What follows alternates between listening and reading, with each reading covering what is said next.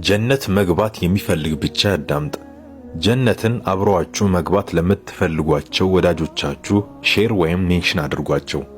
ወደ ጀነት የሚያዳርሱ በጣም ብዙ መልካም ሥራዎች አሉ። ከነዛ ውስጥ በአላህ ፍቃድ 19 መንገዶችን እነግራችኋለሁ። ቢያንስ ከ19ኙ ውስጥ 5ቱን ለመተግበር እንሞክር ኢንሻአላህ። በስተቀኝ በኩል ያለውን ቀዩን የፕላስ ምልክት ያልነካ ካለ መንካቱን ያረጋግጥ። ወደ ጀነት የሚያዳርሱ 19 መንገዶች። አንደኛ፣ በአላህ አንዳችም ነገር ሳያጋራ ከአላህ የተገናኘ ሰው ጀነት ገባ።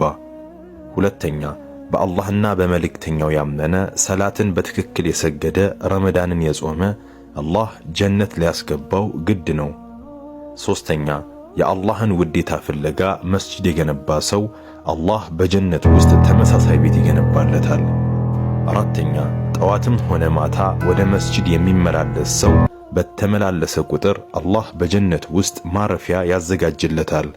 አምስተኛ፣ በሁለት እግሩና በሁለት ከንፈሩ መካከል ያለውን ለመጠበቅ ቃል ለገባልኝ ሰው በጀነት ቃል እገባለታለሁ። ስድስተኛ፣ በቀንና ሌሊት ውስጥ 12 ረካዓዎችን ሱና የሰገደ ሰው በእነሱ ምክንያት በጀነት ውስጥ ቤት ይገነባለታል። ሰባተኛ፣ ዕውቀት ፍለጋ መንገድ የገባ ሰው በዚያው ምክንያት አላህ ወደ ጀነት መንገድ ያገራለታል።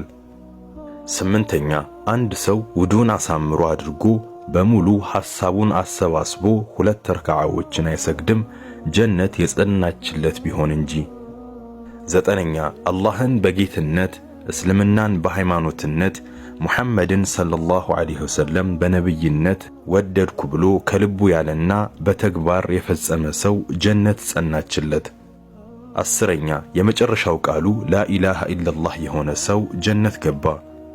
11ኛ፣ ለአላህ 99 ስሞች አሉት ለ100 አንድ ሲቀር እነርሱን ጠንቅቆ ያወቃቸው ጀነት ገባ።